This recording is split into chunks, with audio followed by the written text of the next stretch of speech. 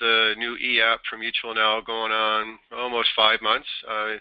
We were one of the test locations for it to fine-tune it a bit, and I've hosted a number of webinars already on the topic, and we see an uptick of activity around the e-app every time I do a webinar, so thanks again for taking advantage of this opportunity.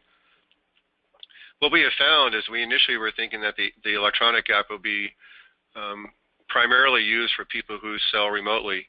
We have a number of agents that work with us, hundreds of them, that are licensed in multiple states, and they use some kind of screen sharing technology such as Join Me for their appointments. And the electronic app works very well for those scenarios. They don't have to worry about paper apps and mailing and things getting lost in the mail or whatever.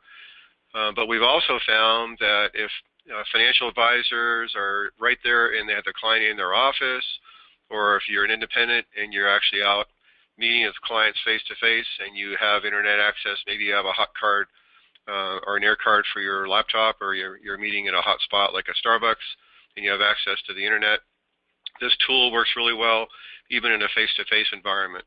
For one thing, it walks you right through the application. The client can sign right then and right there, and the application is submitted and it's done. So it's aptly been described as fast, easy, and fun. Slick has been another term that I've heard.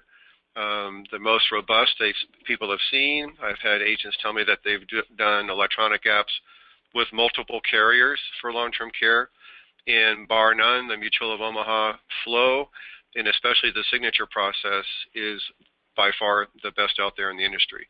So Mutual's a little bit late to the market with theirs, but I think they had a chance to take advantage of other carriers' shortfalls and come out with a pretty robust set of tools here for you to take advantage of. So how to access the e-app is the first step in the whole program, and what you need to do is you have to have access to Mutual of Omaha's website, because this is a live app on their website available 24/7. So in order to get access to that application, you need to be appointed with Mutual of Omaha, and if you are appointed with Mutual of Omaha and have never established a login ID or a password on Mutual's website, their website is very simply mutualofomaha.com, and when you go to their home page, this is what you will see available to select from. The important area of the screen is right up here where it's the sign-in screen. It defaults to individual customers, but when you hit the down arrow, you are a sales professional in the eyes of Mutual of Omaha. You select sales professional, and it will bring up a login window. If you have never been there before and it's your first time, you'll need to click on the register link here. It will take you through the old I do's, I don'ts, I agree to, the stuff that basically allows you access to the website. It will ask you for your registration key, and your registration key is your agent writing number with Mutual of Omaha. So once you have set up a login ID and password for Mutual of Omaha's website and you sign in, I'm going to sign in right now, you'll be taken to a screen that has multiple choices here for you to do. You can get information about all the products that Mutual has to offer, reports that you can generate on yourself, sales tools we'll be focusing on here in a second, any incentive programs you may be eligible for, carrier info, just multiple access to multiple things. But the sales tools tab is the important tab here. When you do log in, you will see at the bottom of the sales tool area under long-term care, submit Mutual Care Solutions LTCi applications electronically. And there'll be two links showing up at the bottom. One is the e-app, and the other is the LTCi app sandbox. And the sandbox is where, and everybody has this, the sandbox is where you go if you want to practice, because you can go all the way through an app up until the point of even signing an application. You just won't be able to submit the app because it's not a real app. But it gives you a good feel for the flow of the application. You can see how the questions need to be answered. If you skip a question, you'll see how the application prompts you to go back and complete that page of the application itself. I would encourage you, everybody who has an agent number with Mutual and for long-term care has access to this e-app and the sandbox today. So there's nothing special you need to do with us or Mutual of Omaha to gain access to that. So once you click on the e-app, you'll have two buttons. They'll be really big right here in the center of your screen. One will be labeled Start Application, and the other button will be labeled View Applications. And the View button is where you can click on and you can see all the activity that you have had with electronic apps along the way. You may have started an app and the sale didn't go through, so it shows as being incomplete. That's fine. Mutual's working on a system that these will basically fall off after 30 days. You'll be able to see applications that are in the process of being signed, that maybe your client has signed it, but you haven't signed it yet, or you have signed it and your client hasn't signed. A complete application is one where you've completed all the information. You just yet have not taken that next step to actually go and sign the application. And then when you actually have finished signing an application and you hit the Submit button, this status symbol over here will change to Submit or Submitted, so you know it's on its way. And then you can track it again back on the Sales Professional Access screen on Mutual of Omaha. They have application status up there for all your pending business. So what I've done is I actually have gone and actually filled out an application or started an application for you to kind of walk you through. I'm not going to walk you through every question, but I'm going to walk you through several parts of the application so you can get a feel for how the application goes. If you are familiar with the paper app, or maybe you've done the fillable PDF, the application on the Mutual website, the e-app itself, is going to present you the application just like you're used to seeing it. So the very first document is going to take you to, hang on. Let me get back here.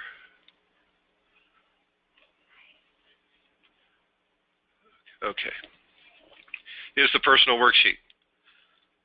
So not all the boilerplate is going to be shown you on the electronic app. It's just going to present you the bare bones information you need to react and answer a question. So you won't see the full-blown outline of coverage, and you won't see the full-blown language around the HIPAA agreement. You'll basically just be presented with the area where you have to fill in information, whether it be client name, address, phone number, or date of birth, or the state we're born, that kind of information, and I'll show you how those screens present. But the nice thing about it is that the application only presents you information that you need to complete. So for example, I'm doing an individual here. If I was doing a couple, I would hit dual application. It would bring up applicant B, but since I'm only doing a single application, it's only going to present me applicant A. So you're not boggled down with busy stuff that is not applicable to what you're trying to accomplish. And as you can recall in the personal worksheet, the client does have the right not to complete any of the details of their financials on the personal worksheet. So they can select this button, I choose not to complete this information, and if they do that, then it's not going to present you with all the blanks to fill in around their financial information. Keep in mind, though, that it'll bring up a disclaimer right here, is that you will be contacted by a company representative to confirm your decision, and this may delay processing. What Mutual does, if one of your clients elects not to disclose their financials, is a Mutual will send a letter to your client just to reconfirm that they elected not to disclose their financials but want to move forward anyway with the application process. And that letter needs to be signed and returned in the provided envelope to the home office before they will issue a policy. So it's not a bad thing that they don't want to disclose. It just takes an extra step, and you might want to prepare your client for that if that's indeed the case with the client you're working with at the time. But I did go through and I filled out and answered all the questions. And again, it just presents you the blanks in which you have to complete information, and then you're done. So I'm going to basically go to the next form. I hit the next button, and these buttons are at the top or the bottom of each page.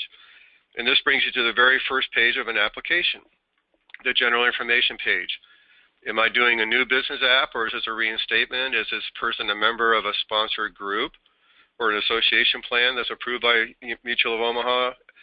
It's a single application or a dual. Again, if I hit dual, it's going to bring up applicant B information to be completed, but I'm doing a single person here. So I've completed their name, their address, their contact phone number, their email address, and their social security number, their date of birth, their gender, occupation, and then the questions around U.S. citizenship, and then the beneficiary. This is purely elective.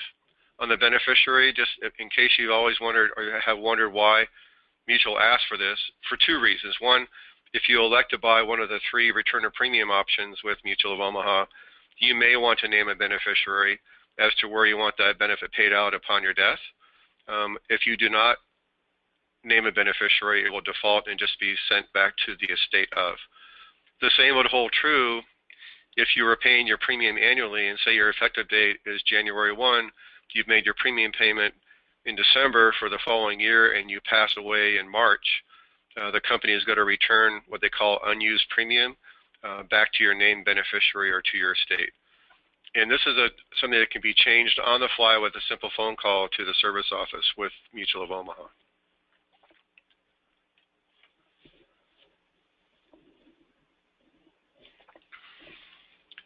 So it's going to walk you through section by section, just like the sections are labeled in the applications. You know, the A, B, C, D, E, and F, they align perfectly with what's presented to you on the electronic application. So after you've completed the general information on a person, then it's going to ask you, are they eligible for any, well, Mutual calls them allowances, we call them discounts. So for example, do you have a partner? And I said no. But if I had said yes, it would bring up additional questions that need to be answered.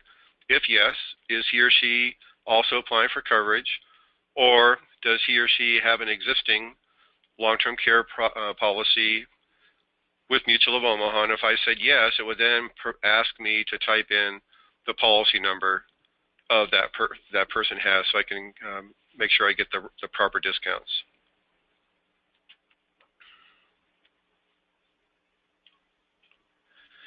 And again, if you're working with an approved association, keep in mind that Mutual of Omaha does not publish a list of approved associations. So we usually take the approach here is that if you were to set up an association yourself, like your local Chamber of Commerce, or maybe you have a local university that has an alumni association as an example, once you've set that up, then you can mark it into that group to offer an additional 5% discount. So if I had said yes, because I'm working with a member of a chamber, it would prompt you to type in the group number, whatever that group number is, and then the name of the organization, the name of the member, the relationship to the member, maybe it's the spouse of a member, and their membership number, and then when did they become a member of that association.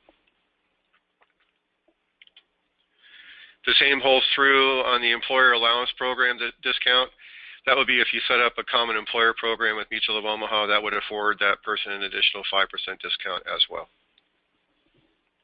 So that's the general information. Then it gets into replacement. Do you already have coverage in force that you plan on replacing? Have you as an agent ever sold anything else to this person before, any form of health insurance? And if I had said yes, it would bring up again, another set of information that needs to be completed. Every blank needs to be filled in as far as what that information was if you said yes to that question. And that's a question for you, the producer, not the applicant themselves. And then this is at the bottom of this page, which is at the bottom of the same page on the application, you're asked have you ever been declined, rated, or denied reinstatement for long-term care insurance in the past. And if you say yes, it's not a knockout. You can still move forward and apply, but Mutual wants to know why. So, who is the company? When were you declined? And what was the reason for the declination? All this information does is it puts the antenna of the underwriter up on super sensitive, so they're going to be watching very carefully your health, and the information they obtain through a phone interview or a face-to-face interview, or the medical records that come in for underwriter review as well. So Mutual will accept another carrier's decline. Not all carriers do that. Section D, very critical section. This is the most critical section on the health questions on the application itself. Any yes answers in this section is an auto decline, a field decline. And the very first question on the application I want to draw your attention to, if you're working with a client that's 65 years old or older, they have to have had a physical within the last 2 years even to apply for coverage. And that physical needs to include blood work as well. So if those are all cool, you answer that question, no. The walking aids, are you currently on a claim? Do you need a substantial assistance? Do you have one of these heavy-duty knockout health conditions? They all have to be no's to move forward. Now, the application itself is not smart, so it's going to allow you to say yes to one of these questions, but it's not going to stop you from moving forward to completing the application. All the EAP is going to do is present you a warning that, say the same thing. We are unable to accept this application or offer applicant A long-term care insurance. Do not continue. That's as far as the application will go as far as smarts. Again, it's just looking for a complete app where all questions are answered, all information completed. If you have a yes and need more explanation, it's not going to be judgmental. The only exception would be the very last question on Section D, which is, are you currently on any form of disability? There's an exception to this rule with Mutual of Omaha when it comes to VA disability. And if you happen to work with a retired military, more times than not, they're on some percent VA disability when they got out. So Mutual will accept up to a 50% VA disability, no questions asked. They will go a little bit higher than that if you have a detailed explanation as to what makes up that VA disability. So in that scenario, you can answer yes to this question, but I would attach an explanation behind the VA disability.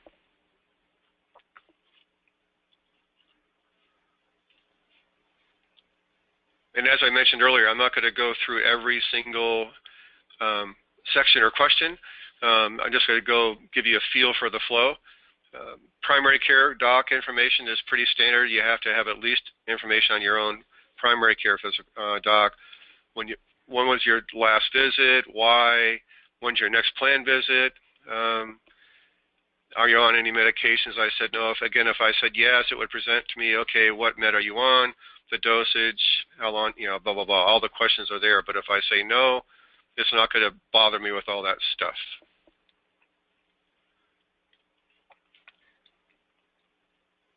One nice thing the EAP does allow you to do, table of contents, sorry. You can start an application and then walk away from it, log off the system, and the application is still going to be sitting there at the point at which you left off. Like say you have a pretty sure deal coming up, you can go in and maybe complete all the general information about somebody and start an application, and then when they're there and they've already maybe decided on a plan design they want to buy, so you can go right to section where you plug in what they want to buy, whether it be the Mutual Care Secure or the Custom.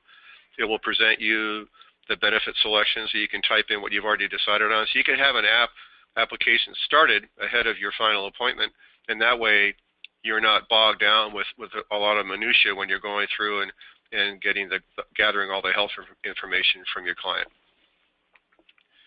So you can skip from section to section, just like I mentioned. I wanted to get you to here. Agreements and acknowledgments. This is section M. This right here is where it's normally 2 or 3 pages long of information that needs to be gathered and signatures required, but they've basically encapsulated it down to a single page where the only required information on the page to be typed in, not necessarily signed but typed in, are where the application was taken, and in section M there's a separate form and there's a standalone form. It's called an authorization for release of information to my insurance agent or agency. It's an agent HIPAA form, separate from the HIPAA form that the applicant signs so that the company can order medical records on their behalf. This form is vital for you if you want to have a free and open conversation with an underwriter during the underwriting process. Without this form on file, if you end up having a decline, for example, you'll just get an email. And the reason for the decline was not disclosed on the application itself. You'll get an email from the agent saying your client has been declined due to information contained in medical records or due to information obtained during the phone interview with no details to you, and there'll be a sentence on there saying the details will be in the letter going to your client. Whereas if you have this form on file, the underwriter will give you everything right out of the chute as to the reasons for either the decline or the rate up. Like say they're rated from preferred to select or from select to class 1. All those will be disclosed to you if you have that agent form on file. So we strongly urge you to have that form completed.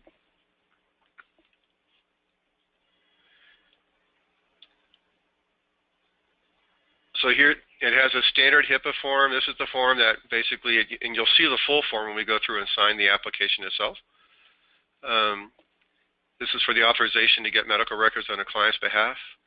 Then we get to the producer statement. That's the last document we complete. And this is just you. So you can have this form completed well ahead of time if you want. These are the standard questions. Did you witness the application?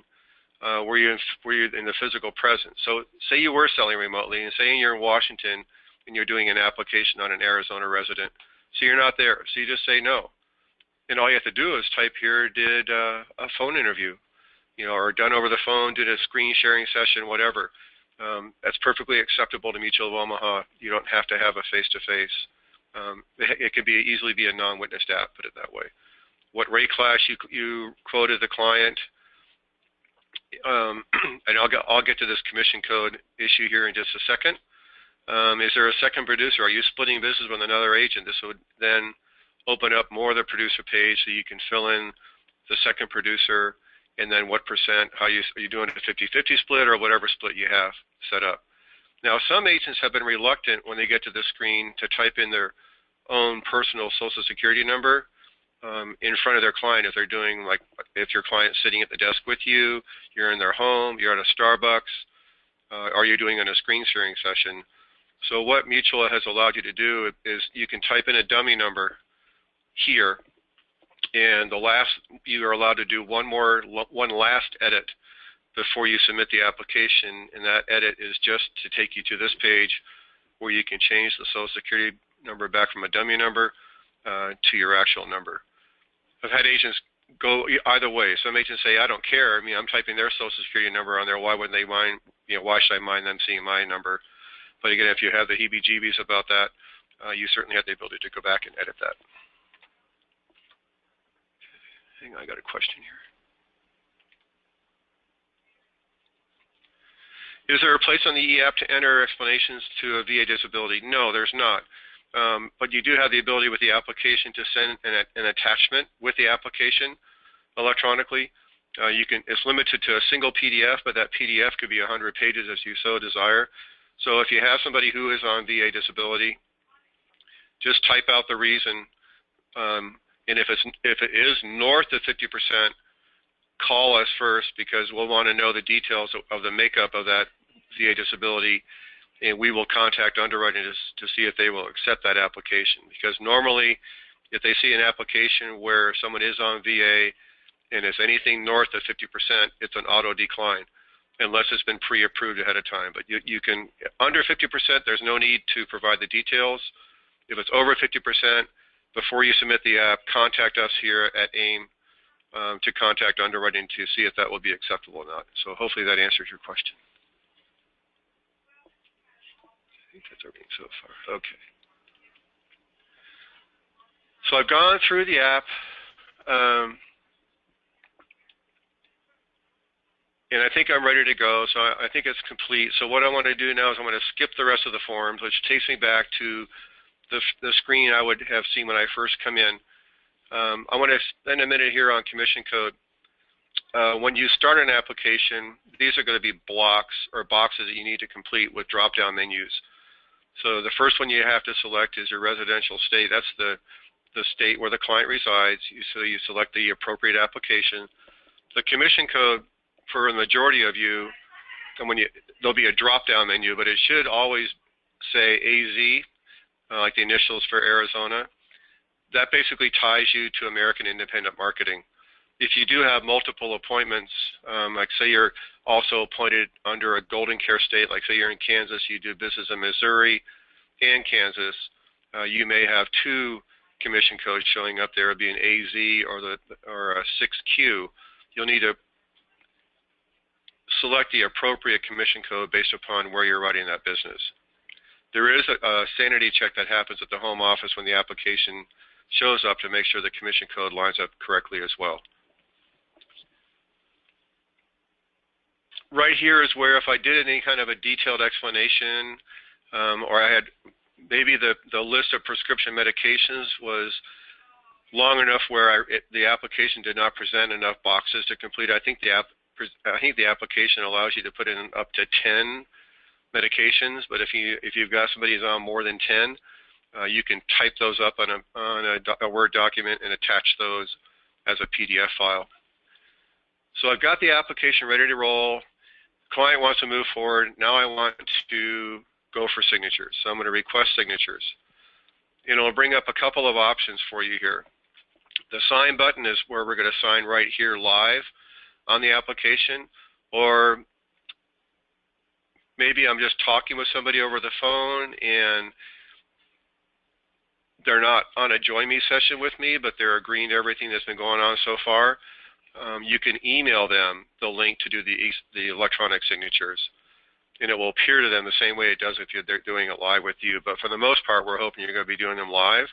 Saying normally you have the client sign first, so I'm going to go and hit the sign button, but then it brings me to a place where I can't go any further.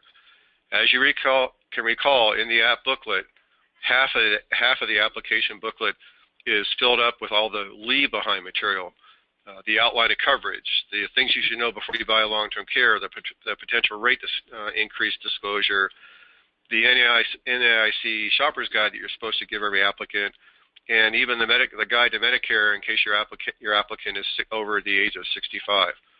So what the e-app is going to prompt you to do is to open a couple of PDF documents. The first one's pretty big. It's 140 pages long because it has all that massive leave behind material in there.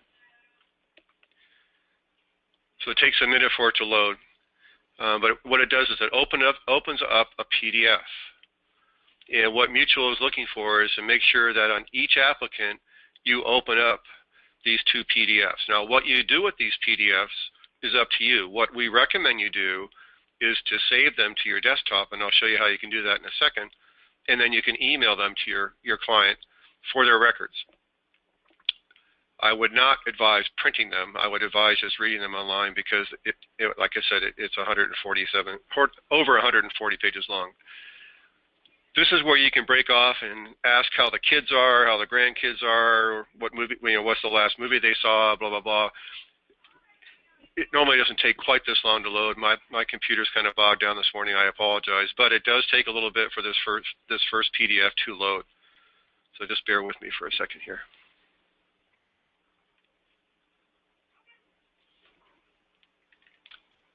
Any other questions from anybody so far? If you're listening to me through your computer, if you have a question, you're going to need to type that in. And then for those of you who are on the phone with me, I will unmute your line here toward the end of the webinar to field any questions. But pretty easy, straightforward flow, I think, so far. I mean, if you're used to the paper app, this will be a piece of cake.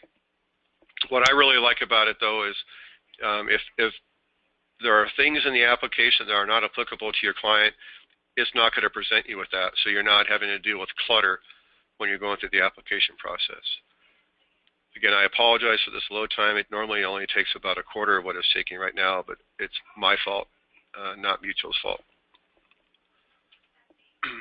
But I can't do anything else until I have this happen, so it's a very necessary step. The other PDF that I'll have to open is only a two-pager. It's just the acknowledgement that they agree to move forward with the electronic signature process.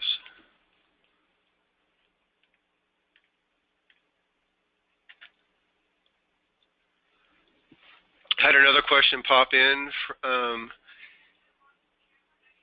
where the person, okay, yes, we will be doing this again. Like I mentioned earlier too, I am recording this webinar. So it will be available up on our website, the whyaim.com website, for viewing. If you want to go back and pick up parts of it or all of it, feel free to do so. Okay, we're almost there.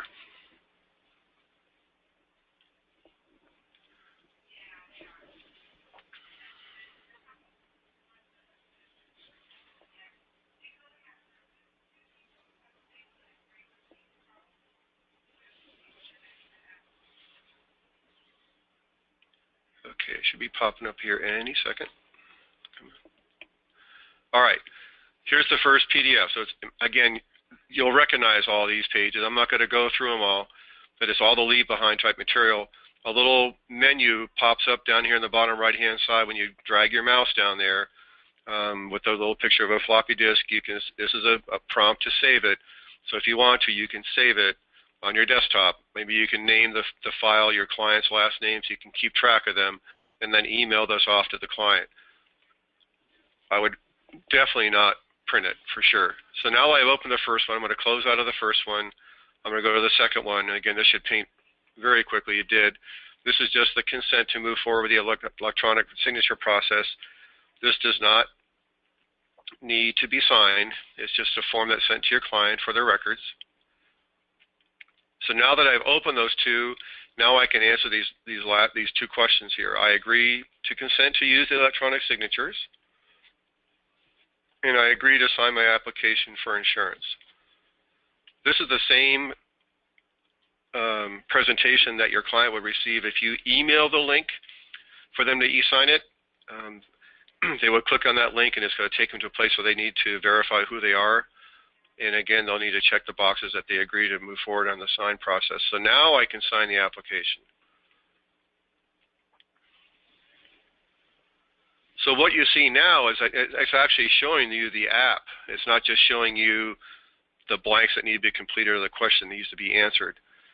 So, but a really cool feature of this is, yeah, I can hit the next button and go page by page by page. But if I hit next signature, it's going to take me to the next place where I need to sign. So it takes me to the third page of the personal worksheet for the client, for the applicant signature, and I click sign. It takes a second, and it might be a little small for you to read, but it says digitally signed by Alaska Jack. This is the applicant. And it gives you the date, the time, and the IP address from where the signature came from. If you're doing a Join Me session and your client is signing on that Join Me session, obviously the IP address for your applicant, your client, and the IP address for you as the agent will be identical. That's perfectly acceptable to Mutual of Omaha. So I've signed that one particular location. I'm going to go to next signature. It takes me to the place in the app where I filled out benefits, and I'm not buying 5% compound, so I need to acknowledge I'm not buying 5% compound, so I'm going to hit that signature line.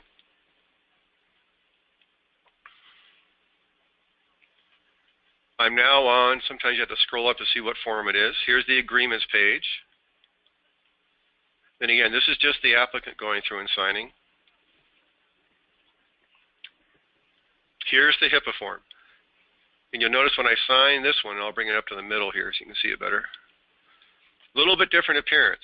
It's digitally signed, so it's a digital signature.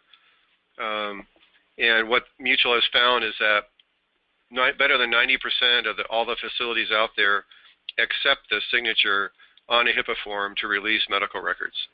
So it's unique to that one page of the application. I'm collecting premium, so I have a conditional receipt. If I'm not collecting premium, this form would not present itself to me. And keep in mind, if you don't collect premium, you cannot bind coverage. So the issue date is always going to be the effective date is always going to be the issue date if you do not collect premium.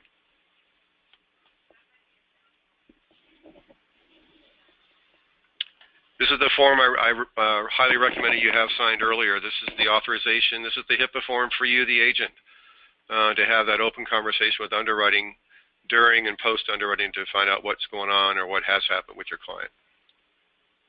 when you get blindsided, and that happens all the time. That's the last signature, so I hit finished. And now it takes me back and it shows that this is signed by the applicant. Now it's my turn as the agent to go through. Again, next signature. You'll recognize these all over again. I have to, I as the agent have to sign the personal worksheet. I also have to sign the agreements and acknowledgement page. You may have to scroll down, but it's going to stop on the page where the next signature is, and it's going to be highlighted in yellow just to bring it to your attention. Here's the conditional receipt that I have to sign as the agent. And the producer statement that I have to sign. And I'm finished. So basically, this is where you can end your Join Me session with your applicant. You can leave your screen right here, and if your client's sitting next to you in your office, or if you're at Starbucks, you can finish up your coffee and bid each other a good day. You could get out of here right now and leave it signed without being submitted, and you can come back into it later when you have time to actually submit it. This is also where you can do that last final edit, like I mentioned, where I hit the edit button here, and where you have a link here I can click on just to go to the producer statement and change out that dummy social number for my real social number. So once you can't get to the signature point until the application is complete. So if your application is showing incomplete, you need to find the page where it's incomplete. It'll have red ink all over it. It'll highlight the area where you didn't answer a question or whatever. But once you've got it completed, once you have it signed, then you just simply hit the button here, submit to back office. And what that does is the application actually comes here to us here at AIM, and we give it a cursory look over and forward it right onto the home office within an hour or two of us receiving it here. So we're not a bottleneck at all. This knocks probably a couple, 3 days off the whole process. That's if you were to email us or fax us an application. It could save you a week to 10 days. It's perfectly fine to submit an electronic application without having money come in with it. If you have a client write you a check right then and there, you can take an image of a check, and that could be the attachment you send with it.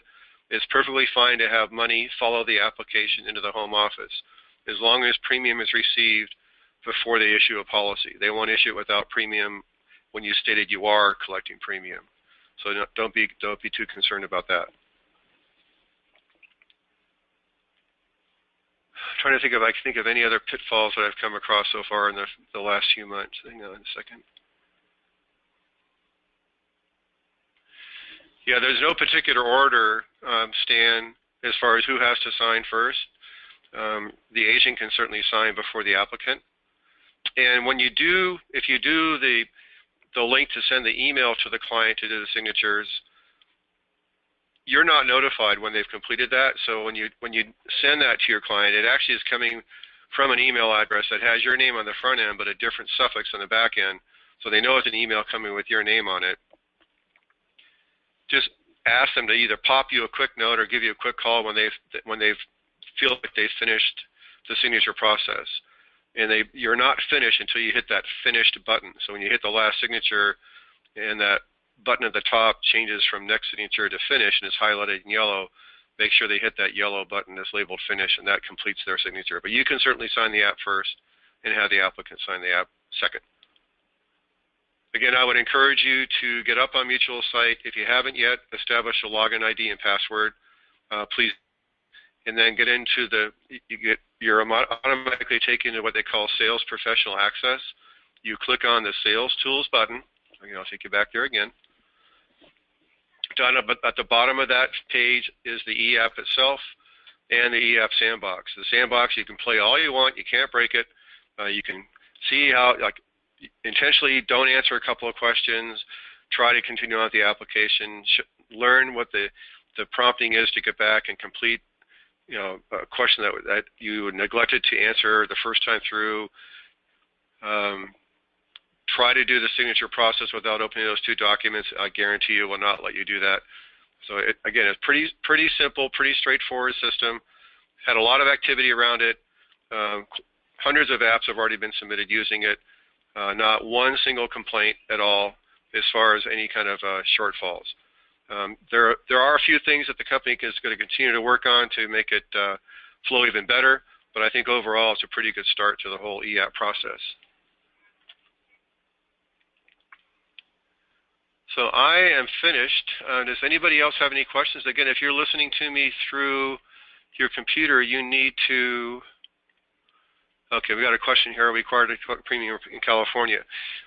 Mutual of Omaha, per se, as a company, does not require money with an app. They do COD business.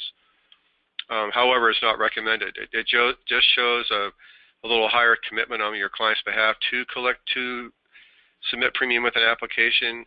In California, the max you can collect is 1 month. So regardless of what mode they're paying, the most you can collect is 1 month's premium. If your client is planning on paying annually, just take the annual divided by 12. Don't worry about the modal factor. But in any state, you can do COD. Again, if you do COD, there's no temporary insurance. The effective date will always be the issue date. Whereas if you have premium with the application, you can request either the effective date or the issue date to be the effective date of the policy. And when keeping that in mind, if you did collect premium, you requested the app date, maybe it takes 3 months to get the underwriting process done, you finally get the policy, and your client says, well, you know, why do I have to pay for premium going back that 3 months? Mutual of Omaha will not allow you to move an effective date from the app date to the issue date after a policy is issued. They got tired of giving away what they call free insurance. So keep that in mind. You can change the requested effective date during the underwriting process, but once it's issued, it's done. It's set in concrete on a going forward basis. Any other questions out there?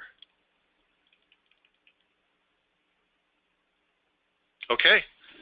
I hope everybody does try it out. Before you leave, just one little more promotional deal. I have a list here of everybody who attended today. Thank you very much for taking the time to do that.